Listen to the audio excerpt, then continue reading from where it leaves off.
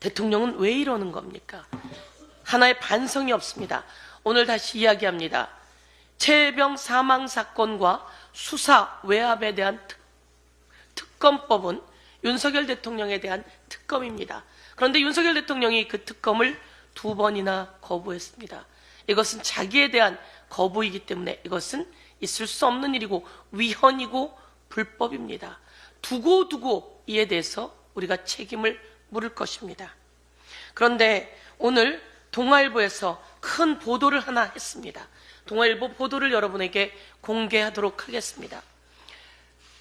박정훈 대령이 6명에 대해서 과실치사 혐의가 있다며 수사를 했습니다. 수사를 하고 여긴 범죄 행위가 결합되어 있다고 경찰에 이첩했습니다. 경찰에 이첩한 그날 다시 이종석 국방부 장관 등은 그 이첩한 수사 내용을 다시 회수해 왔습니다. 이 과정에는 대통령의 격려가 있다고 했습니다. 그러면서 이종석 국방부 장관은 이 수사 기록을 국방부 조사본부에 넘기고 조사하게 지시했습니다. 조사하는 동안 중간 보고가 나왔습니다.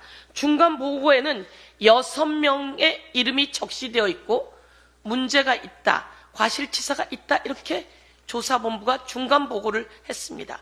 거기에는 임성근이 수풀을 헤치고 밑으로 내려가라 라고 하는 내용이 있어서 임성근은 과실치사 혐의가 있다 라고 조사본부가 중간 보고를 했습니다. 그러자 다시 이에 대해서 조사가 이루어지고 그 조사 끝내는 2명만 혐의가 있다고 적시되어 나옵니다. 그런데 그 과정에서 이종석 국방부 장관의 군사보좌관인 박진희가 이 국방부 조사본부로 30차례나 30여 차례나 전화를 했습니다.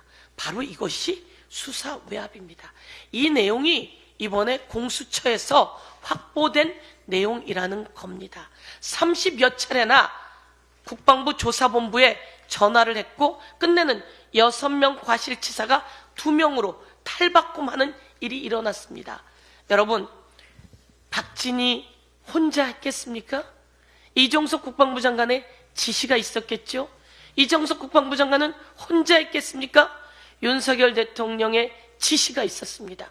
그 사이에 또 다른 용산, 임기훈 등의 전화가 있었을 거다. 용산 대통령의 지시가 있었을 거다. 이렇게 저희는 의혹을 제기하지 않을 수 없습니다. 그 과정에서 메모가 발견되었습니다. 이 메모에는 구체적으로 이렇게 적혀 있습니다. 직접적인 책임 관계가 드러나는 대대장 2명에 대해서만 특정의 경찰에 이첩하라 라고 하는 지시를 받았다고 메모가 발견되었습니다. 이렇게 지시하는 내용의 메모가 발견되었습니다. 그 메모가 이번에 발견되었다는 걸 다시 한번 말씀드리면서 그 국방부 조사 관계자들의 이야기를 여러분께 알려드리겠습니다.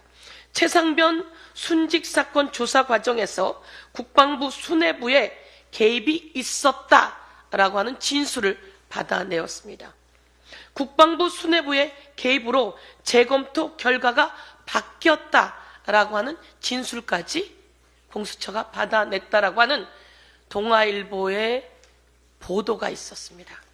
이 보도를 중심으로 대통령실의 전화, 대통령의 경로, 그리고 이종석 국방부 장관의 불법 행위를 국민 앞에 낱낱이 고발합니다. 심우정 법무부 차관을 검찰총장에 앉혔다라고 하는 보도가 나왔습니다. 2020년 추미애 법무부 장관이 옳았습니다. 2020년 추미애 법무부 장관이 윤석열 검찰총장을 징계했습니다. 그 징계 과정에서 그 징계를 거부했던 기조실장이 심우정 법무부 차관이 되었으며 그자가 이번에 검찰총장이 된 자입니다. 심우정은 과연 제대로 법 집행을 할까요? 윤석열 대통령의 마음에 쏙 든 윤석열 대통령의 꼭두각시일 거다라고 하는 게 많은 평가입니다. 이에 대해서 국민이 두고 책임을 물을 것입니다. 이상입니다. 네, 다음으로 전은수 최고